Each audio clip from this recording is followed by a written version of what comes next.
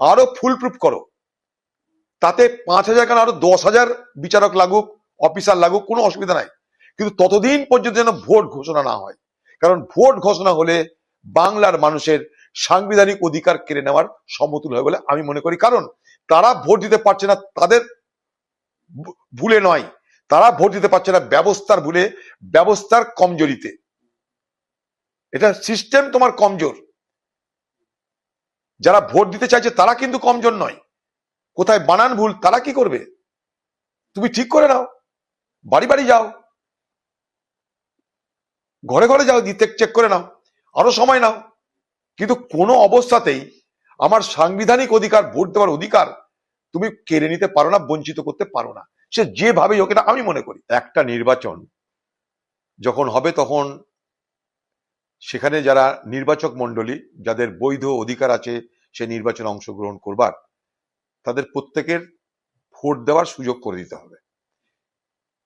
কে vote দিতে গেল না গেল সেটা বড় কথা নয়, বড় কথা হচ্ছে যে আমি মনে করলে ভোট দিতে পারি। অর্থাৎ ভোট দেওয়ার অধিকার, যেটা আমাদের সাংবিধানিক অধিকার, সেই অধিকারটা আমি এনজয় করবো, সে অধিকার আমার আছে। কিন্তু আজকে পশ্চিমবঙ্গে এসআইআর নিয়ে যে জায়গায় দাঁড়িয়ে গেল, 60 লক্ষ মানুষের নাম বাদ গেল। মানে বাদ গেল এই সেন্সে যে এখন পর্যন্ত অন্তর্ভুক্ত হলো না, একটা অনিশ্চয়তায় পরিপূর্ণ একটা ভোটার লিস্ট। এবার কথা হচ্ছে যে এখন আন্ডার অ্যাডজুডিকেশনের নামে বলা হচ্ছে, আন্ডার অ্যাডজুডিকেশন বিচারকরা তার দেখবে যে সে ভোটার লিস্টে নাম থাকার যোগ্য কি অযোগ্য।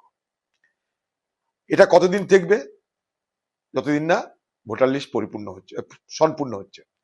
তার মাঝে যদি নির্বাচন ঘোষণা হয়ে যায়, তাহলে যেদিন থেকে নির্বাচন ঘোষণা হবে সেটাই তো কাট অফ ডেট হয়ে যাবে, সেই দিন থেকে খতম।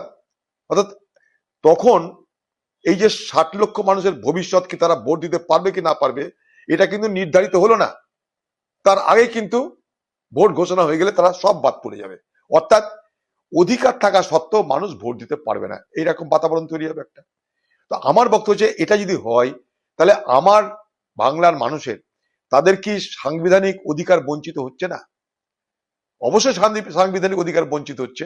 নির্বাচন কমিশনের দায়িত্ব সম্পূর্ণ ভোটার লিস্ট তৈরি করা, রাজ্যের দায়িত্ব নির্বাচন কমিশনকে সহযোগিতা করা। আজকে নির্বাচন কমিশনের শেষ লগ্নে এসে যখন বিচারক মন্ডলীয় নিয়োগ হচ্ছে, সেটাও তো রাজ্যেরই সব বিচারকরা।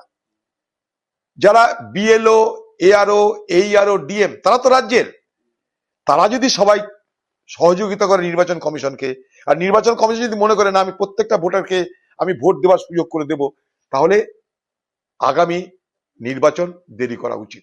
আমার বক্তব্য যতদিন না পর্যন্ত এই ভোটার লিস্টের কাজ সমাপ্ত হচ্ছে, যতদিন পর্যন্ত না ভোটার লিস্টের যারা অন্তর্ভুক্ত হবার জন্য উপযোগী, অর্থাৎ যারা এলিজিবল, তারা যতদিন পর্যন্ত না তাদের নাম ইনক্লুড হচ্ছে, অন্তর্ভুক্ত হচ্ছে, আমার মনে হয় ততদিন পর্যন্ত এই নির্বাচনের নাম দিন ঘোষণা করা উচিত না।